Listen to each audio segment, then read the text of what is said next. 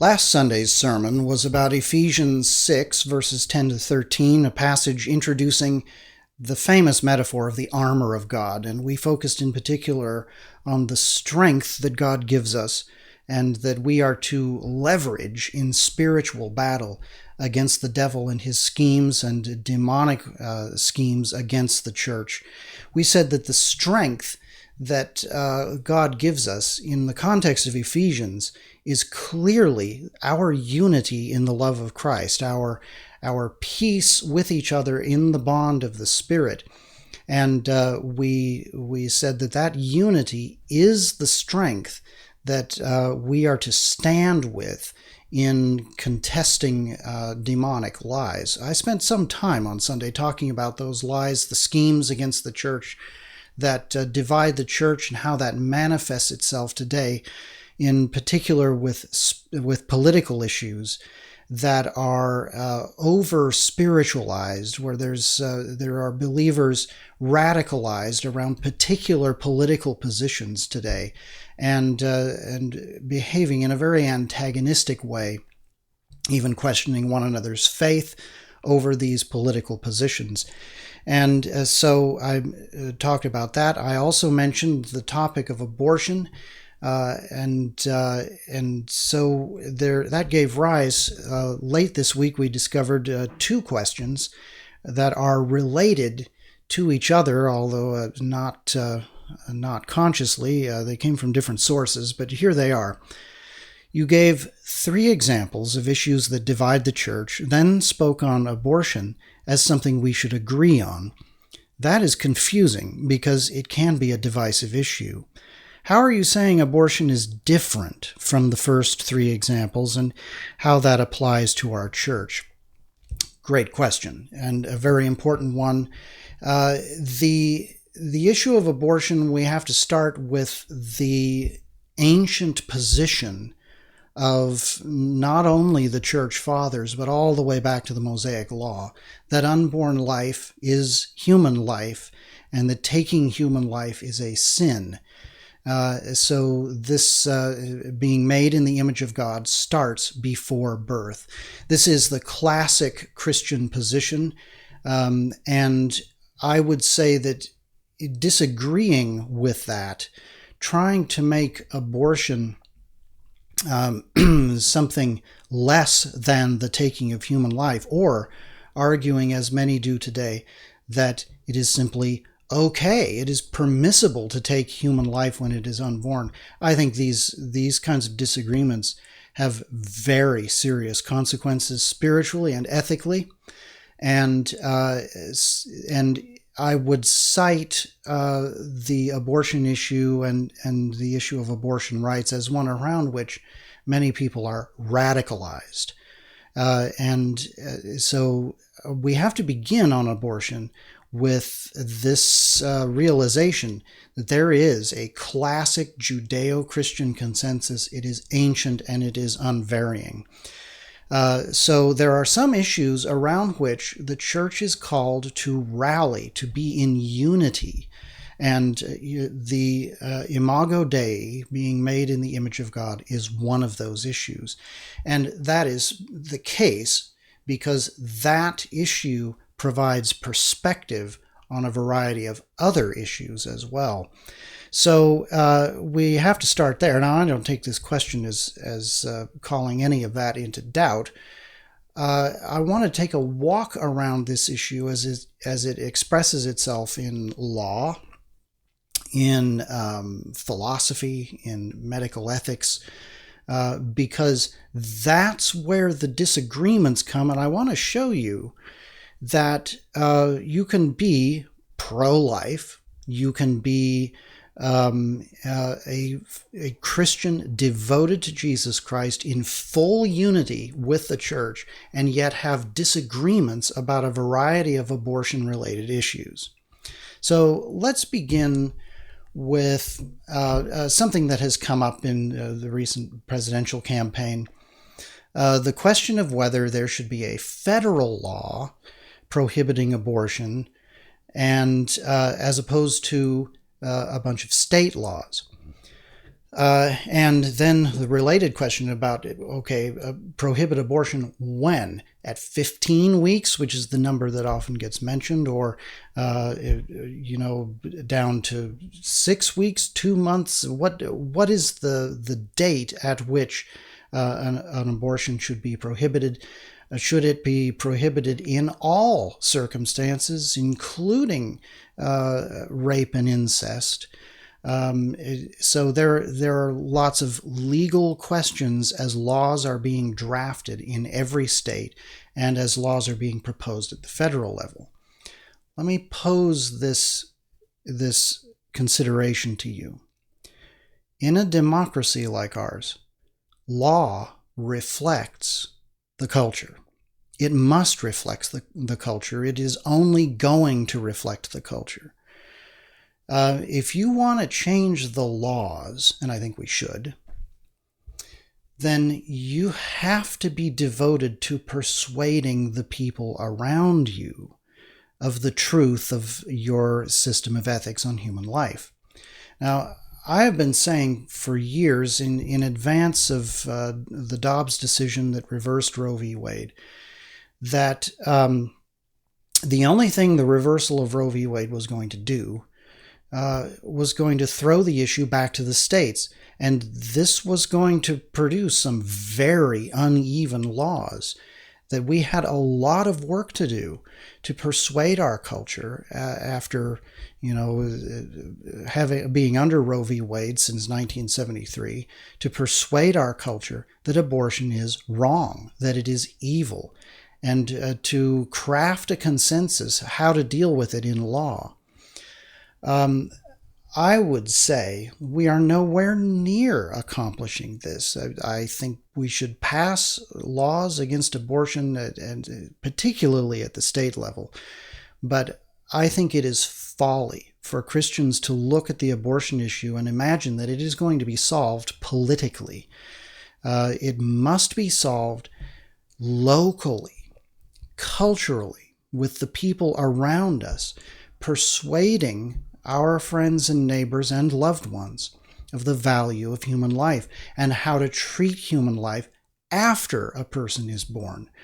We need to show in the life of our communities, in the life of our churches, that the value of human life is an ethic that works better and works more profoundly through love than the ethic of selfish autonomy that destroys anything that gets in the way of personal happiness.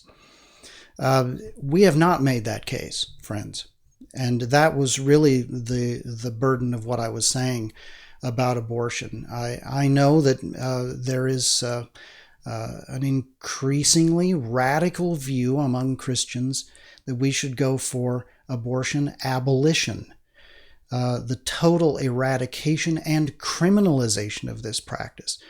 I would just say, whatever that case is on its merits ethically, there is no consensus for that in our society, and you're not going to get one until you persuade people of that. You don't persuade people by passing laws. You pass laws by persuading people. So we've got the cart before the horse here. And so here's an area where Christians can and do disagree about strategy, about ethics, about what's the cart and what's the horse, and what should we do first, and where do we start. We are in disarray about this, and we're going to be in disarray about it on this issue for some years. So does that mean, because you have a view of the abortion issue that says we should have a federal law and it should have these components in it, does that mean that you are being divisive, compromising the unity of the church because you take a strong view on this and argue for that view? No, it does not.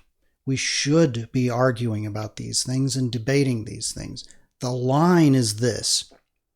The line is when you say to another Christian who takes another position on this, saying, no, the better strategy is not a federal law. It's a bunch of state laws, and we need to duke it out at the local level, saying to that Christian, you are not a Christian.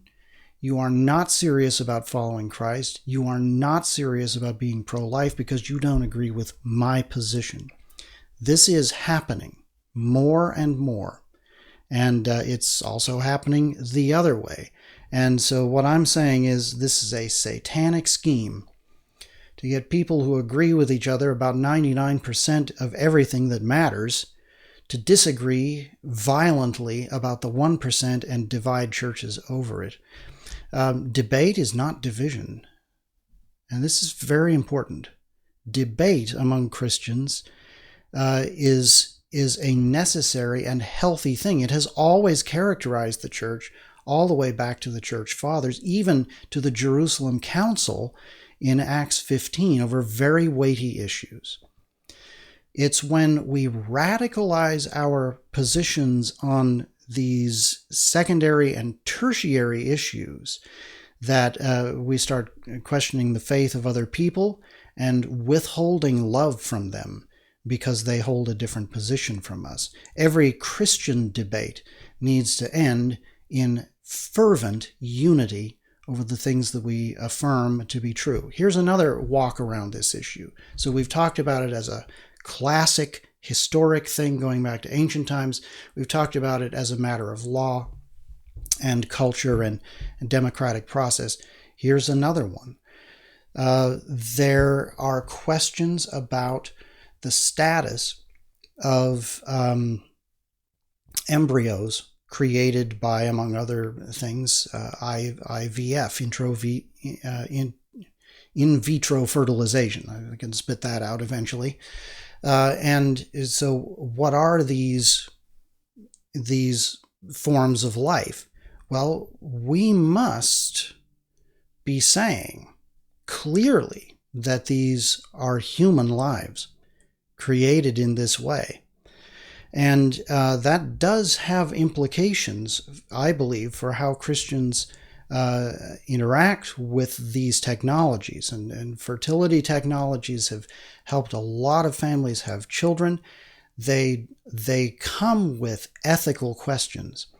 And those questions really have to be talked through very carefully and very seriously. You need to have a firm, clear conscience on an issue like this before you start down the road of using these technologies. You need to know what you think about the ethics of this and why. Because life happens, and you don't want to have a burdened conscience that is not at peace about decisions you've made.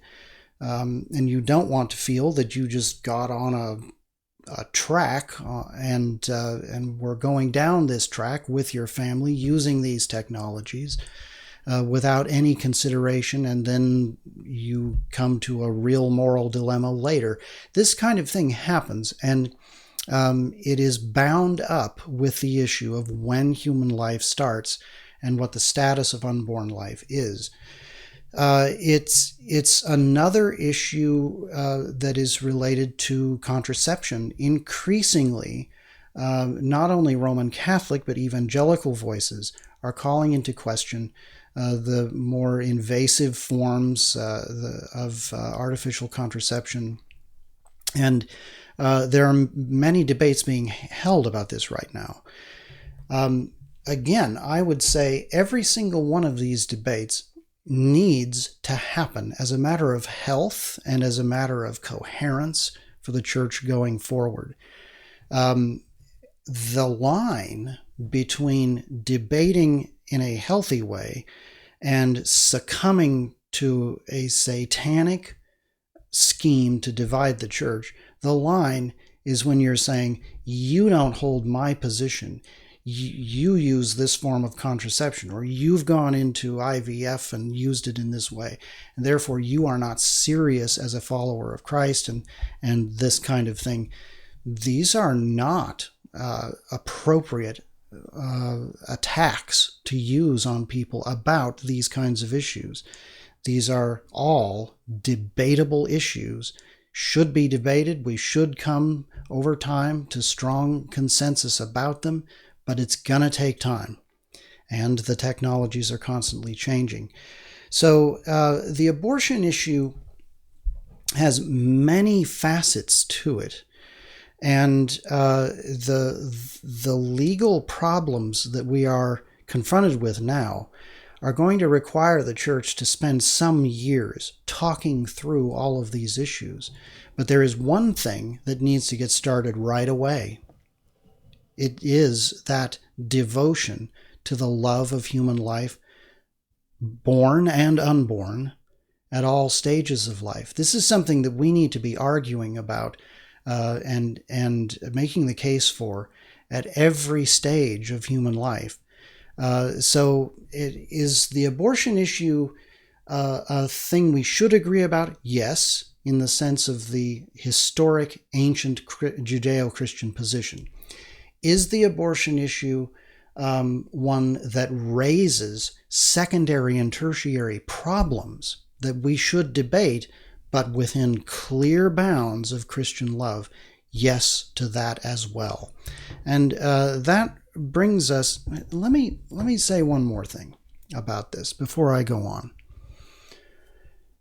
I think one of the big sore points on the issue of abortion is the way churches talk about it.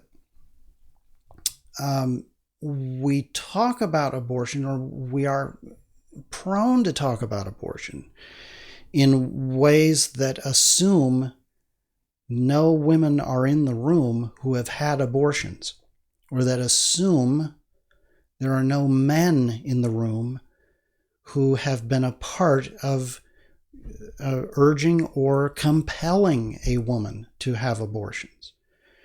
The reality is that is not a fair assumption. Christians have had abortions. People have had abortions and then come to Christ later in their life. The way we talk about abortion at church needs to be very conscious of the fact that there are people in the room, both who have run to Christ already for forgiveness for what they have done and have received it. And we need to be very aware of that and not talk about abortion in a way that suggests they have done something that can never be forgiven, something unforgivable. They can never be free of this stain. These things are not true. The gospel cleanses every stain. We also need to be aware that even though someone has fled to Christ for peace and healing and cleansing from these issues, even though that's the case, they still need counsel, they still need care, they still need to be listened to and loved as they grow in their understanding of how to think about their past, decisions they've made in the past. I think a lot of the rhetoric about abortion that we use takes none of this into account. We need to be a lot more disciplined in applying gospel rhetoric to this issue. And the gospel rhetoric is the rhetoric of healing, the persuasion that Jesus loves you, has cleansed you because of his death on the cross, and that you have new life in his name. I think this may be one of the most painful and unspoken things in churches about the abortion issue. And it is a threat, therefore, to Christian unity. So the second question is related to this. Do you believe it's satanic for the church to be divided over political issues? Are you suggesting that nobody should identify with their strong moral convictions? So from my previous answer, it should be clear the answer to this question is no. Division over political issues has been characteristic of churches in America for a very long time, right from the very beginning.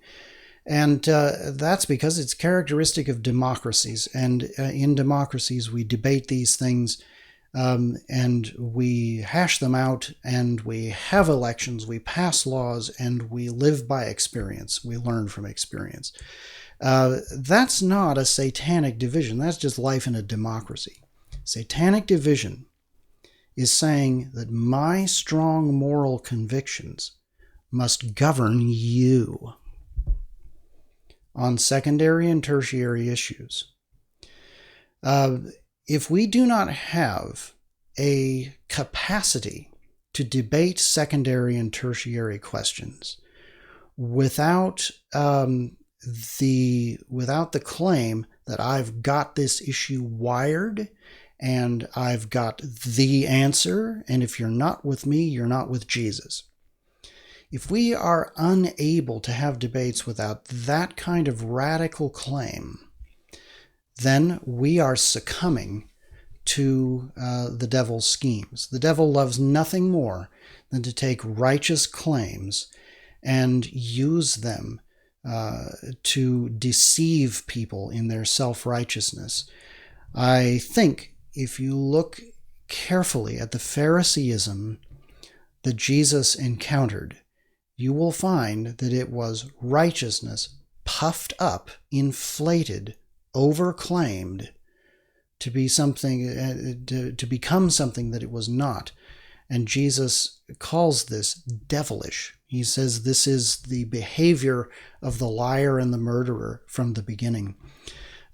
So I would say personally, I am a man of strong convictions. I have had to learn that my strong convictions do not make me righteous. My strong convictions can be wrong, and therefore I need to be very cautious about asserting my strong convictions as divine writ when they are not. Because that is a unique sin, a sin of presumption. The sin of presumption is when I talk about things as absolutely true when I really do not have warrant to make those kinds of declarations. So there's a whole lot of pompous talk yelled at the TV or spilled out on X or posted on Facebook that is really just the sin of presumption. And I think we should think before we speak. Listen well. Be slow to speak and slow to anger. I'm all for strong moral convictions, but they'd sure better be right. And this calls us to prioritize.